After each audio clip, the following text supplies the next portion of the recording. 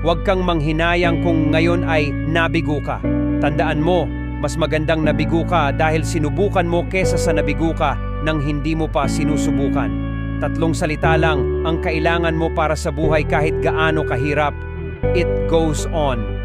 Hindi mo kailangan ng maraming chance kung willing kang magbago.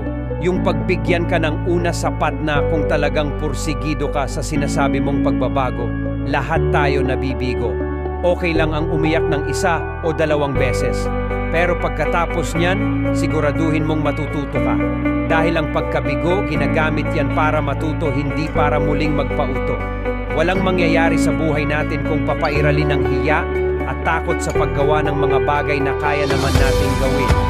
Sa pag-abot ng pangarap kasama dito ang nakaraan upang maging hagdan na ipagpatuloy ngayon ang pangarap mong bukas.